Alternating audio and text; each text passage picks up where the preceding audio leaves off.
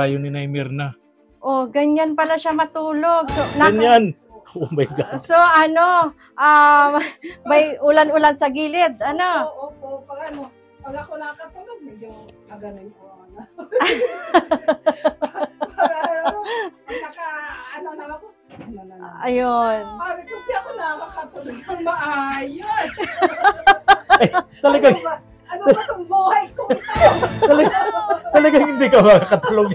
Pinuhan ko siya, yung pinagsasabihan ko siya na sabi, umuwi ka na, rebook mo. Ay, ayaw mo pala ka akong rebukan. Bakit nangutang ka? Dapat hindi ka nangutang. Pag wala kang yung talagang ibabayad, huwag kang mangutang para walang maningil sa iyo, para di ka rebukan. Yung salitang rebook sa Bicol, rebook sa Tagalog, maingay. So, sinabihan mong ganun.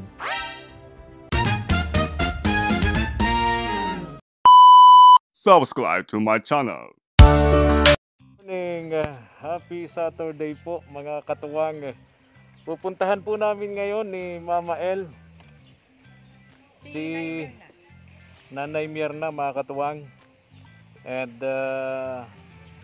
tingnan natin yung challenge sa kanya ni Sir Ferds, yung isa nating katuwang and kaagapay abroad, mga katuwang, na nagbigay sa kanya ng challenge, no? Na para makatulong doon sa kanyang pagpaparepair nung kanya pong munting tahanan, mga katuwang. Kaya ngayong umaga, una po naming pupuntahan ni Mama El. Tara. Let's go! Let's go! El.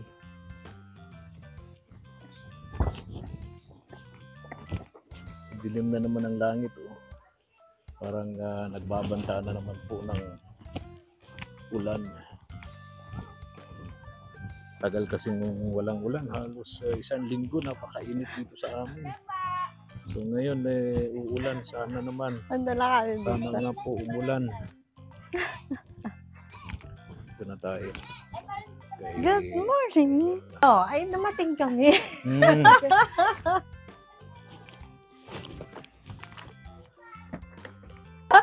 Sorry, may sabay. Paalis mo. Paalis kayo siya, pupunta. Oh, bless, inaanak. Paalis. May po kami. May kayo? Sa senior. May meeting kayo. Okay. Okay. Naumpisa kami, alauna. Oh, may tagal pa naman, alas 11 pa lang halos. Oo. Matagal-tagal pa. Alauna. Nagagayak na. Okay. Nagagayak ako. Kami pumunta rito kasi nga yung Sige po. Okay na. Okay na ako. Oh, nawala na yung kulambo ko. Oh, bakit? Kasi pag ninang doon, natulog, pag malakas ang ulan, tumutulog doon, tapos doon, diyan. Aso nababasa. Oo, nagbabasa. Mabasa yung kulambo. So pag nagtutulo, ay hindi ka makahiga dito?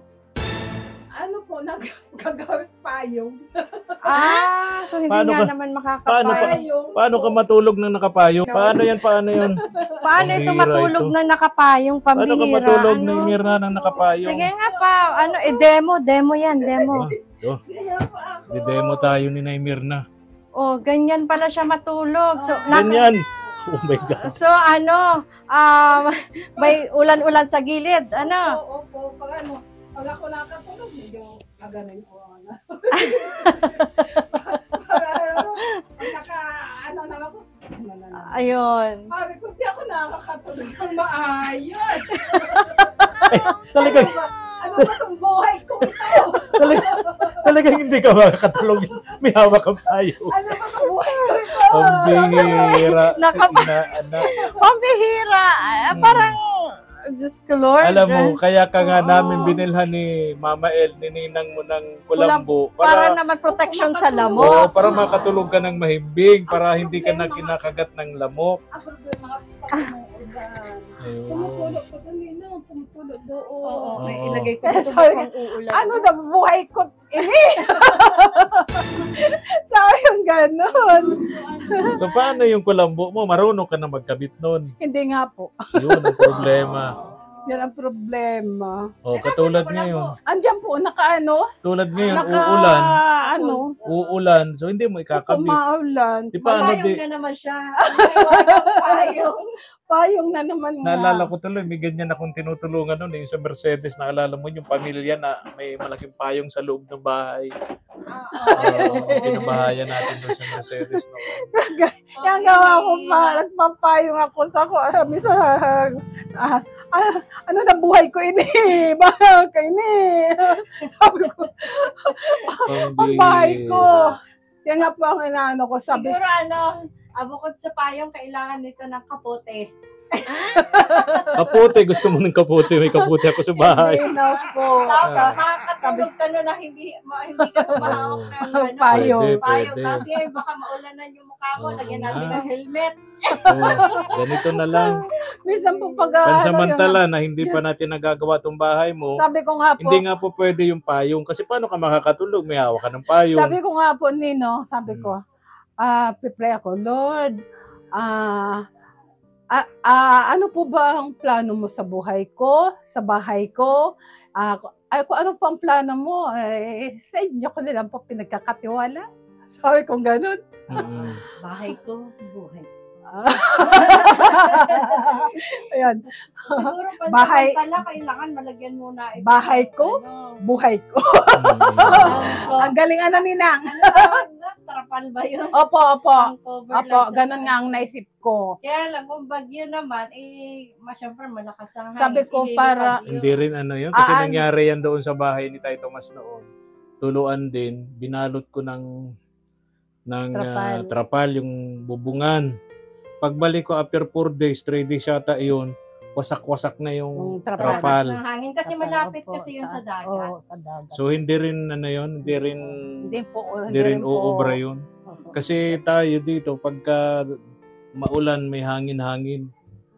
Kasama yung ulan at hangin. So kung lalagyan naman ng bulkasin, Hindi naman po Ninang kakayanin ang kasi. hindi na rin. Opo. Pero, Ang problema nga dito sa bahay mo na Mirna, madaling gawin yung butas na yan sa Marami na po sa dito, bubong. tumutulot dito. Kaya Ang problema nga, walang karpintero na maglalakas sa loob na umakyat dyan kasi baka mamaya bumagsak yung bahay mo kasi Bumigay wala yung na itong haligi. haligi, putol-putol na ang haligi. Ano na po? Hindi naman po pwede na palitan mo ang bubong na hindi mo papalitan ng haligi. Opo, ay hindi po pwede. Talagang Kaya haligi nga, po ang... hindi naman po pwede na unang- palitan mo ang haligi na hindi mo binabaklas ang dingding.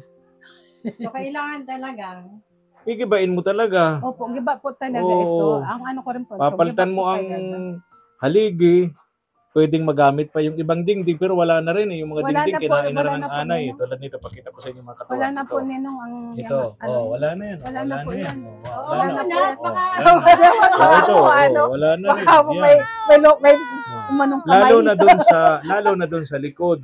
Sa likod Oo. talagang wala na. Opo. Parang papel na lang yung dingding Saka po dun yung sa pinagkakabitan ng mga plywood. likod. Mm-mm. Ano na po, bulok na. Bulok na. So, kaya nga naunawaan natin si Nay Mirna na na-stress siya. Katulad ngayon, darating na tayo sa panahon ng tag-ulan. So, pakita ko, mapatak na yung ulan. Inabot na kami. patak. Ayan, ayan. Oh, Inabot na ulan. kami ni Mama El ng ulan, mga katuwang. Ulan na. Ayun. Naunawaan naman natin itong si Nay Mirna kung bakit ganun ang kanyang pagpupursige Mama El na makalikom ng pera Oo. doon sa challenge ni Sir Ferds. Kasi Oo. nga, para at least, di ba, Oo. ayos-ayos ng Oo. bahay. Opo, yun nga po. Yun Usap po nga ang kami ni inaano. Kagapay JM, Mahal. may kausap daw siyang karpintero. At least bago magsimula, at least may 50,000. Ako ganun din ako JM. Dapat at least may 50,000 tayong hawak para matapos yung kabuang bahay ni Nanay Mirna. Hindi naman po pwede na magsisimula tayo sa halagang 20 o 30 pagkatapos after nun manakatiwangwang, Oo, di natin nakatiwangwang matatapos din po. kasi kinapos tayo ng budget. Hihinto kasi, Oo. ano na. Tsaka yung pong magagawa nga dito, siyempre po magbabayad tayo. Ay, siyempre naman. Alangan libre. Walang libre ngayon, Nay Mirna. Oo. So, ganon. Kaya, naintindihan natin ito si Nanay Mirna kung bakit siya ay nagpupursige. Na makapalingin. At Marami ka Ang- bang pautang? Ano po ang utang ko sa akin, Nils, kulang ko ng pong 2,000. Okay. Sabi ko sa kanya, nung siniling ko siya, nung pumunta ako nung nakaraang linggo doon sa kanya, sabi ko, Ilsa, ano na? Sabi ko, asa na? Sabi ko, kailangan ko ang pera. Sabi ko, gano'n. Ag-iipon ako ng 10,000. Sabi ko, gano'n sa kanya. At ano, yun sa kung may hamon nga sa akin si Sir Ferds na may makita siya sa akin 10,000. Kaya ako nag-iipon ng 10,000. At ang sinabi niya sa akin, ang sagot niya sa akin, mayabang ka, pinangyabang mo kami. Anong sinasabi mo, huwag ka nang marami sinasabi. Ang natin, yung problema mo sa akin na bayaran. Pero Huwag ka okay nang na ba? Okay na? Alin po? Okay na yung utang na bayaran? Hindi pa nga po. Hindi. Sabi ko nga sa kanya, June pa yan. Ano na ngayon? July na yun. Ang sabi mo sa akin, kada Sabado, babayaran mo ako. Dahil sabi, pagpadala nung anak mo si Janjan, babayaran Siguro mo wala ako. pa naman padala yun. Baka wala. Ang ganon. Tapos inaanohan ko siya, yung pinagsasabihan ko siya na sabi, umuwi ka na, rebook mo. Ayaw mo pala ka akong rebukan. Bakit nangutang ka? Dapat hindi ka nangutang. Pag wala kang yung talagang ibabayad, huwag kang mangutang para walang maningil sa iyo, para di ka rebukan. Yung salitang ribok sa Maingay. Bicol, ribok sa Tagalog, maingay. Oo. So, sinabihan mong ganun. Anong naging katapusan ng inyong pag-uusap, Nanay Mirna? Dalawa ni Ate Elsa. Ay, wala raw po siyang Walang wala raw pera. po siyang pera. Sabi gano'n, kahapon nga po na anuhan ko siya, nangungutang na naman siya doon sa church. Doon sa nakatira po, bago niyang kay Pastora Brenda, doon nangungutang naman siya doon ng 500. Kahit daw 400 lang, kailangan daw ng anak niya si Abigail. Wala naman po binigay sa kanya. Kasi wala namang pera pa yung mga tao dyan. Anong oras siya nangungutang? Mga hapon, Ano po, umaga? mga umaga po iyon. Ah. Umaga na magpunta dyan. Ay, nandun ako. Kasi tanghali, galing kami doon ni Mama El. Oo. Umaga po yun. Umaga. So, hindi pa tayo pumupunta Hindi pa sa tayo kanya. pumupunta. Okay. Wala pa Okay. tayo. So, yun ang dahilan kung bakit hindi kayo ngayon nagkakaintindihan ni Opo. Ate Elsa dahil sa pera. Opo. Naintindihan naman natin, Mama El, si Naimir na dahil kailangan talaga niya eh. Kailangan Nag-iipon ko siya ng pera para Kailangan ko ang pera talaga. doon sa hamon na Sabi ko nga, ginawa sa hindi- kanya ni Sir Ferds, no? sabi ko nga, hindi bali kung mga 50 pesos lang yon o kaya 100. Okay na, bigay ko na lang yun. Tulong ko na yun sa kanya. Hindi ko na yun sisingilin kasi tulong ko na yun. Mga 50 pesos, 100, okay na, o sa kanya na yun. Pero ito po ko ng hulang 2,000 po. So, malaking bagay na Malaki. yun. Oo naman. Sa kanya. Kasi Sa isang syempre, lalo na nga at nagpupursige siya. lalo na sa isang Maayos. tulad ni Naimir na wala Correct, namang kapamilya, matanda na. Opo, Iba umaasa lang sa social pension na Opo, at saka 1,000 sa mga pesos bigay-bigay monthly. ng mga malaking sponsor. kawalan talaga yun. Malaking kawalan talaga yun. Opo, yun nga yung ko. Kumaawa ka naman sa akin. Sabi ko gano'n, hindi ako milyonarya para ako Sabi ko sa kanya, yung hindi ako milyonarya ako, masalapi. Sabi ko gano'n para anuhan mo. Pero, hindi mo naman sila, kumbaga, ipinapahiya o sinisingil sa maraming tao? Meron bang ganong pangyayari? Noong pong time na nung matapos kami ng dyan sa church, doon po kami sa labas. Doon sa labas ng... May mga tao, ala. Yung pong mga taong mga nag-attend na, wala naman na po, nag-aralisa na. Yung balit tao dyan, yung pong... Yung mga nakatira lang dyan. Opo, yun. So, okay. Tapos noong time na pumunta ko diyan sa bahay niya, doon ko siya sabihan na sa bahay nila. Opo, doon na sa bahay nila. Ilista ko nanonood ka ngayon.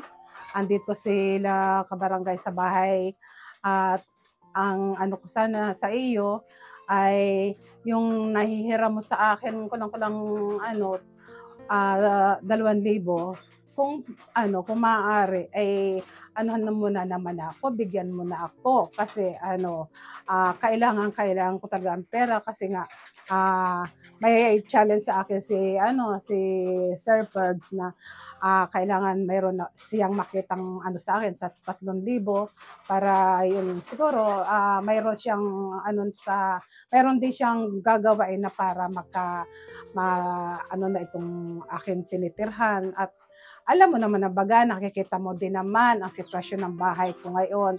Kailangan ko talaga ang pera para dito sa bahay ko na maayos. Dahil nakikita mo naman na pag napunta ka rito, bulok-bulok na rin ang mga dingding. Okay, sana napanood ni Ate Elsa, Nanay Mirna, para magawa ng paraan yung problema niya sa iyo, Hindi naman ay nasa magandang pakiusap. Yes, nasa magandang pag-uusap naman yan lalo maghipag naman kayo. Magkakaintindihan naman kayo. Yan naman ang pag nga po, kakausapin ko siya ulit. Kakausapin ko siya ulit na paraan na pag-uusap. Correct. Tama yun. Na para naman, anuhin ko naman po siya na kailangan ko talaga ang pera. Lahat naman tayo ay nangangailangan ng pera. Tama ka. So, sana maintindihan din naman ni Ate Elsa, no? Tingin ko naman kay Ate Elsa, madali namang makaunawa na totoo namang sinabi ni Nay Mirna, talagang kailangan niya ng pera, kailangan matugunan niya yung hamon, no? Ni Sir Ferds para matapos tong bahay niya, magawa tong bahay niya. Yun lang ang kumbaga tanging paraan, no? Na para masimulan natin tong bahay ni Nanay Mirna kasi katulad ngayon, yung natutulog pala si Nay Mirna ng nakapayong. Nakapayong talaga. Grabe. Kaya minsan nga po Hirap yun, minsan nga po para ako na iiyak, naawa sa sarili ko. Kaya ba pwedeng ilagay sa Guinness Book of World Records? Kumbaga, Oo. antok na antok ka na talaga, ka ba ng payong, di ba? Kakaiba, no? Pwedeng pang Guinness Book of World Records si Nay Mirna, natutulog ng nakapayong. Opo. Yun po, nakahanda po ako. Sinong nagsuggest sa iyo na pwede kang matulog ng gano'n? Wala man po. Ako na. Sarili lang. Para naman sabi ko, hindi naman ako ganito na lang. Sigurado ko hindi ka nakakatulog kasi hawak mo yung payong Hindi po pwedeng mabitiwan mo. Walang saysa yung payong pag nabitiwan mo. Kasunod na balik namin. Napapaidlip man ako. Yung payong tagilid. Di wala na. Ganito na lang, Mama El. Sunod na balik namin. May kaputi ako din hindi ko ginagamit. Dalawa yung kaputi ko dun pag nagmumotor ako. Bigay ko yung isa para matulog ka na. Walang hawak na payong. Kaputi. Pwede yun. Tingin mo, okay? Ewan ko po, Ninong. Joke lang.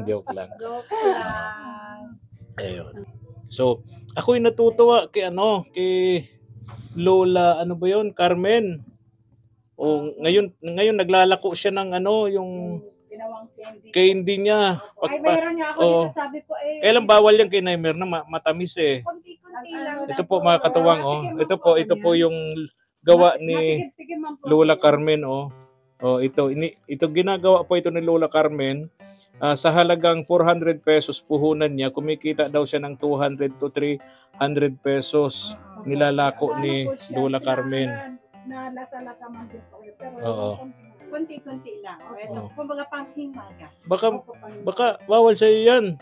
Diabetic yan, Mama El. Konti-konti lang. Konti nga lang po. Okay. Kunin mo na. Ay, Ninong, sige na, sa'yo yan. Sa'yo yan, sabi ko. Kaya nagbili ako sa kanya. Natutuwa kami kay Lola Carmen, Sabi ko, masarap talaga. Natutuwa kami kay Lola Carmen. Nadaanan namin dun sa chapel ni Pastora Brenda, gumagawa siya. Yung puhunan niya pala is 400. Tapos, ilalako niya yun, ititinda niya na kumikita siyang 200 to 300 pesos. So, halos nadudoble. Diba yung kanyang, ang pag, puhunan niya, 400, itabi na niya yung 400. ang gagastusin lang niya yung 300 na kita niya. Para yung puhunan niya laging nandun. Oo. Ano po nga kami ngayon, namitin kami dahil ang ano nga namin, yung subscription. Dahil dapat po kasi ma-pay out na kami. Ang problema po, yun daw ma-perma sa Cheque. Yun Sa papel. Yung papel na po pinipirmahan para sa ano. Yung pong ano noon, nasa Palawan daw po. Okay. Nasa Palawan, kaya hindi pa po mapirmahan yung papel para ma-release ang ano namin, ang pera namin. So wala pang payout.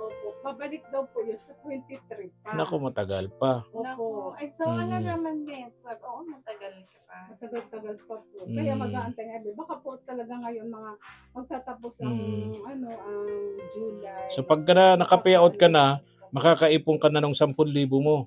Makakaano po kami. Tsaka kung mabayaran pa ako ni Elsa. Kulang-kulang 2,000 din yun, ano? Makakaipon-ipon po ako. Okay. Kaya, meron nga po So 23 yun. So mga 24, ano? Meron nga po akong ano, tapos mga September po nga, payout na naman po kami. Meron nga po ako naiipon dahil po talaga ako nagtitipid po talaga ako. Kasi nga, ano ko nga sa hamon sa akin Sir Birds. Tapos yung pong 1,000, nabawasan ko na naman kahapon. Bakit? Kasi po nagbilit po ako ng ulam. Okay. Po kasi akong, Okay lang yun. po kasi akong maiulam. Kaya Okay lang yun. Yung 1,000, papalitan ko po. Okay lang yun. At pagkain mo naman yun eh. Yung normal, alangan namang hindi tayo kumain. Oo. Yun ang malungkot. Kapag kami iniisip tayong bagay na yung perang ito nakalaan para doon, pagkatapos biglang-bigla mababawasan dahil alangan na hindi tayo kumain. Pero nakakalungkot din, ano? Sabi ko nga po, kung hindi ako hinamon ni Sir Fred, walang problema. Ayun. Kahit gastusin ko yung walang problema. Tama yun. Kasi nga Hinamon ako ni Sir kumbaga ang target mo may target goal siya eh. Yes. Ang target goal niya is bago magtag-ulan, dumating yung tagbagyo, okay na tong bahay niya. 'Di ba? Sabi ko nga po kung ano mabibidyo ako, GM o kayo, sasabihan ko, pakikiusapan ko po si Sir Ferd na wag naman niya akong madaliin. Hindi naman yung ganun. Oo, hindi naman niya nagmamadali. Pakikiusap ko sa kanya, wag niya naman akong madaliin. Kasi nga po kung makakaano siya, kung maghintay. Ay, lagi maghihintay, no? O, di naman yung magmamadali. Pag napanood ito, alam mo, pag napanood ito ni Sir Ferds, tatawa yun sa'yo. Kasi isipin nun, si Naimir na, hindi ko naman sinabing magmadali. Opo, yun lang po sabi ko, ipapakiusap ko na. Huwag naman niya akong madaliin. Hindi. Actually, may mga bagay talaga na lahat ng blessing hindi nagiging madali. Tulad ng ginawa sa ni Sir Ferds, kahit ang Diyos, 'di ba? Kahit si Lord pag nagbibigay ng blessing, pag hiningi mo ngayon nandiyan na, hindi, walang ganoon. 'Di ba? May kasabihan nga tayo, nasa Diyos ang awa, nasa tao ang gawa. Kumilos ka muna bago ka kaawaan ng Diyos, bago ka bigyan ng blessing ni Lord. Pero in fairness, kay Naimir na, doon sa hamon ni Sir Ferds, na kumbaga itinanggap niya, ay talaga nagpupursige siya. Yeah, kumikilos Kasi siya. diba, sabi nga doon sa kasabihan, kapag talagang gusto mo, may paraan. Kapag ayaw mo, maraming dahilan. So, at least, yun. Gumagawa ng paraan si Naimir Naimir na. ginagawa niya. Tama. Alam Niya, kaya niya. Okay. So yun na lang, Naimir na, ha? At kami pumunta kami rito sa iyo. Sabi namin ni Mama El, bisitahin natin si Naimir na, tingnan natin yung challenge sa kanya ni Sir Ferds. Pero yun nga, hanggang ngayon nag-iipon ka pa rin. Pero wag mong isipin na minamadali ka, walang ganun, ha? Walang ganun.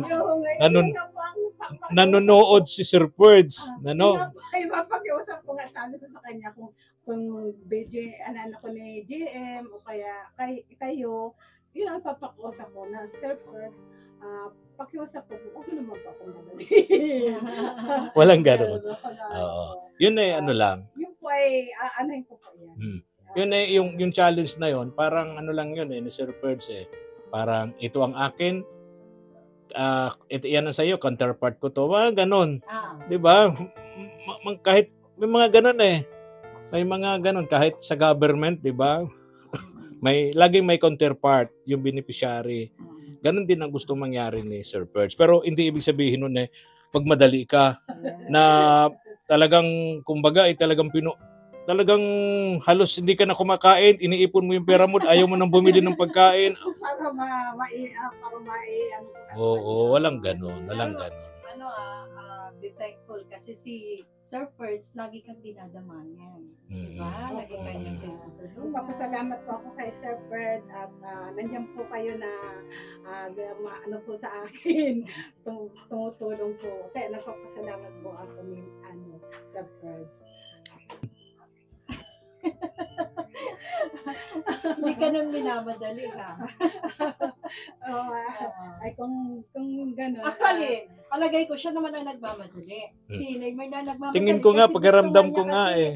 Kasi, kumbaga, Magtatag-ulan na eh. pagmamadaling niya, baka naman sakali magkaroon na talaga siya agad ng pwede ng pampaayos ng bahay. Tama. Actually, hindi si Sir Perds ang nagmamadali. Baka si Neymar. Sabi ko nga, kung halimbawa talagang gusto niya ay intayin niya lang, tapos lang maka-pay out. Maka-birthday. Ang birthday ni Neymar na ay August 6. Pero po, papakiusap ko Ayun, kung August 6 po, mga katuwang. Merong Meron na? kung meron pong mapagsasalusaluhan, Oo. ang gusto ko po, itatapat natin yon sa araw ng linggo, pero po sa church ko yung... Oh, magaling. Good. Oo. Maganda yon. Hayaan mo na, Mirna. Kapag merong nagparamdam sa ating katuwang at kaagapay natin abroad, mga sponsors natin, na gusto kayong bigyan ng kunting panghanda o salo-salo ba doon sa chapel, Doon sa chapel. Sige. Alis na kami. Sir Perds, gusto ko po kayong handugan ng isang awit. Ay, para kay Sir Perds. Opo. Go na, Siguro Mirna. bago yan. Okay, go ahead. Go ahead. Pag-ibig ang siyang pumukaw sa ating puso at kaluluwa ang siyang nagdulot sa aking buhay. Liwanag sa dilim at pag-asa. Wow. Pag-ibig ang siyang buklod natin, di mapapawi kailan pa man. Sa puso't diwa, tayo'y isa lamang, kahit na tayo'y magkawalay. Pagkat ang Diyos natin, Diyos ng pag-ibig, magmahalan tayo't magtulungan. At kung tayo'y bigo, ay huwag limutin na may Diyos tayong nagmamahal. Wow, amen. Naalala ko tuloy yung sinabi ni Neymar na noon. Noong kabataan daw niya, siya ang tinaguri ang Nora Honor ng Camarines Norte. Si Nora Honor kasi sa Camarines Sur yun. Kulang na siya kanina. Siya naman ang Nora Honor ng Camarines Norte. Wow. Sinong nagtaguri sa iyo niyan? Nung kabataan mo pa, talagang Nora Honor ang boses mo. Oo, malaking bless. Wow, talaga. Kumakanta po ako sa video. Habang nagtitigil? Oo. Habang po kumakanta po ako sa video. Wow. May video na nung panahon ni Nora Honor? Meron na. Meron na pala. Pareho lang, basta okay. Basta okay, video karaoke, o Kasi si Nora Honor ay na-discover sa habang nag-iisip ng tubig sa doon sa release ng tren. Oo. Nagtitinda ng ng tubig sa release ng tren doon sa Camarines Sur, sa Iriga. Ayan. So yung pala yun. Sabi ko nga, pag dumating yung panahon na wala na akong vlogger, wala na akong senior citizen. Oo. Pupunta ako sa sentro ng DAE. Oo. Maglalagay ako dyan ng, ang tawag dito, Ng ano, timba. Hindi naman ganong malaki. Tama lang, malaki. Oo. Tama lang kalaki Oo. ng timba. Oo. Tapos, pupunta ako doon sa gilid, mamalimos ako. Sunglass na itim. Kailangan mo. Wala na po. Wala na? Mamalimos ako. Ang ang style ko, kakanta ko. Nora Honor ng Camarines Norte. Wow, talaga. Okay. Oh, aalis na kami, Nora Honor. Pabira. Oo. Ikaw pala ang Nora ng... Ano nga yung kanta ni Nora Honor? Paper Roses. Ayan. Paano yun? I realize the way your eyes deceive me. Your tender looks that I'm missing for love. Oh, Nora Honor. Take away the words that you gave me, and send the kind that you remind me of. Paper Roses.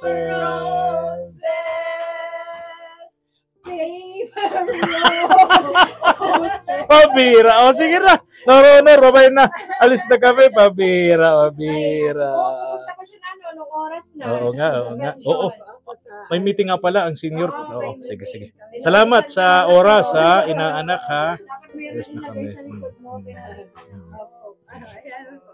Babay na. Bye-bye. Nabayaran ka na. Thank you for watching.